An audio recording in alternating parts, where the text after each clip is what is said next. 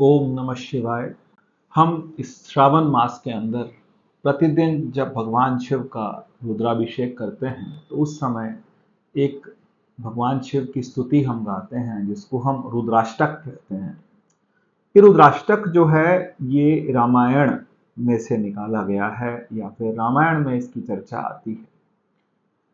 तुलसीदास रचित रामचरितमानस के अंदर उत्तरकांड में एक कथा भी आती है और उस कथा के साथ में यहाँ पर जो भगवान शिव की स्तुति गाई है उसका थोड़ा सा पूर्व विवरण लेते हैं।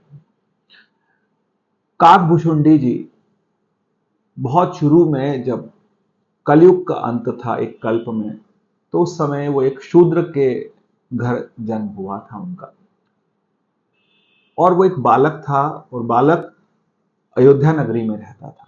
लेकिन कुछ समय बाद अयोध्या में जब अकाल पड़ा तो फिर वो उज्जैन चले गए और उज्जैन में एक ब्राह्मण के घर में जाकर के रहने लगे। उस ब्राह्मण ने उन्हें अपने पास शरण दी, वो ब्राह्मण उसके गुरु हुए। अब वो जो ब्राह्मण थे उन ब्राह्मण के प्रति, वैसे तो ब्राह्मण उस बच्चे को बहुत प्रेम करते थे, लेकिन ब्राह्मण के प्रति उस शूद्र बच्चे का एक द्वेष होने लगा। जब द्वेष हुआ तो द्वेष की वजह से, द्वेष किस बात का था, जो गुरु थे वो राम भक्त थे और जो बालक था काकभुशुंडी जी जो बालक रूप में थे तो वो भगवान शिव के भक्त थे।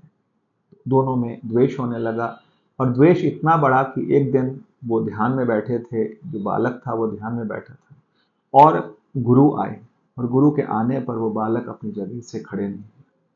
जब खड़े नहीं हुए और उन्होंने गुरु का सम्मान नहीं किया, या कह सकते हैं कि गुरु का अपमान किया, तो गुरु के अपमान को भगवान शिव सह नहीं पाए और आकाशवाणी हुई कि जिस तरह तू एक जगह पर बैठा रहा, अजगर की तरह एक जगह बैठा रहा, अब तू आने वाले 1000 जन्मों तक तू अजगर बनेगा और तेरा जो जन्म है वो बार बार जन्म होगा और उस अजगर की ही या सर्प की योनि में ही तेरा जन्म होगा। ऐसा श्राप सुनकर के जो गुरु थे, ब्राह्मण थे, वो बहुत घबरा गए और घबराए और उन्होंने फिर बहुत प्रेम से भगवान शिव की स्तुति करी और उस स्तुति को हम रुद्राष्टक कहते हैं। ये रुद्राष्टक जो है ये हमारा बहुत प्रेम से भगवान शिव की बहुत विराट स्तुति गाई गई है। जब ये स्तुति गाई तो भगवान शिव प्रसन्न हुए। भगवान शिव ने उनसे कहा कि वरदान मांगो, तो उन ब्राह्मण ने कहा मुझे 2 वरदान चाहिए, एक नहीं चाहिए। पहला वरदान कि मेरा कल्याण हो, मुझे मोक्ष की प्राप्ति हो, और दूसरा वरदान कि ये जो बालक था जिसने मेरा अपमान किया है, लेकिन ये बालक है, बाल बुद्धि है, इसको हम क्षमा कर दें। तो भगवान शिव ने कहा मेरा जो श्राप है वो अन्यथा नहीं जा सकता, व्यर्थ नहीं जा सकता। हाँ, इतना हो सकता है कि जो इनको श्राप मिला है इतने 1000 जन्म होंगे, लेकिन 1000 जन्म के अंदर इन्हें अपने इस जन्म की स्मृति बनी रहेगी और उसके बाद ये जो शरीर बदलेंगे उस शरीर बदलने में उन्हें कोई कष्ट नहीं होगा और बाद में उसका उद्धार होगा। तो 1000 जन्म सर्प के कोष के रूप में इन्होंने जन्म निकाले और उसके बाद एक पेड़ की खोल के अंदर बैठ करके सर्प की तरह से 1000 जन्म निकाले और उसके बाद इनका जन्म हुआ एक ब्राह्मण परिवार में और इन्हें गुरु मिले लोमश ऋषि। वो कथा आगे आती है, लेकिन आज जो हमारा प्रकरण है, जो हम जो लेके चले हैं कि भगवान शिव की वो स्तुति क्या थी जिससे भगवान इतने प्रसन्न हुए, उस स्तुति को हम गाना चाहते हैं और उस स्तुति को हम समझना चाहते हैं। तो उसकी प्रथम लाइन जो आती है, प्रथम पंक्ति आती है, नमामि शमीशान निर्वाण रूपम। तो भगवान शिव को क्या कहा है, नमस्कार किया है। शमीशान का मतलब होता है मोक्ष प्रदान करने वाले, निर्वाण प्रदान करने वाले, निर्वाण रूप। भगवान शिव जो हैं वो निर्वाण का स्वरूप हैं।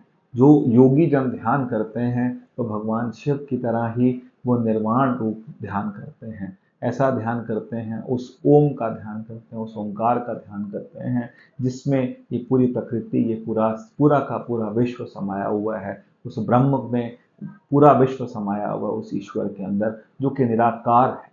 तो कहा नमामि शमीशान निर्वाण रूपम विभुम। विभु का मतलब होता है सबसे महान, सबसे महान भगवान शिव को कहा विभुम व्यापकम, व्यापक का मतलब होता है कि भगवान सर्वत्र है ही। तुलसीदास जी ने भी कहा, हरि व्यापक सर्वत्र समाना, प्रेम ते प्रकट हो न जाना। भगवान सब जगह व्याप्त हैं। ऐसा ही अगर आप गीता में बोलें तो भगवान कृष्ण बोलते हैं, ममैव वांशो जीवलोके जीवभूत सनातन। इसका मतलब भगवान कहाँ हैं? सब जगह व्याप्त हैं। तो इसलिए क्या कहा? विभुम व्यापकम।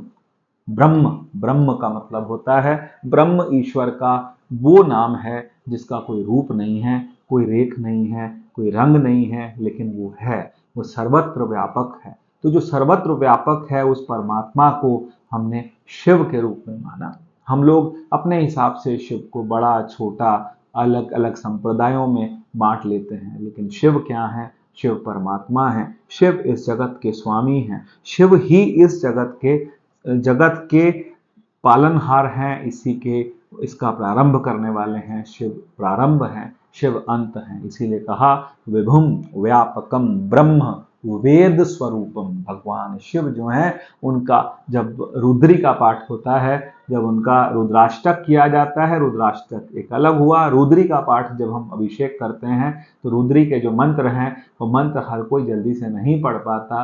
ये मंत्र वेद के मंत्र हैं, वेद के मंत्रों से भगवान शिव का, तो बोला वेद स्वरूपम। भगवान शिव जो हैं वो वेद के स्वरूप हैं। जो हमारे 4 वेद हैं उन चारों वेदों का स्वरूप जो है भगवान शिव हैं। एक पंक्ति को हम एक एक करके पढ़ते चले जाएंगे। तो पहली पंक्ति यहाँ तक है। जय श्री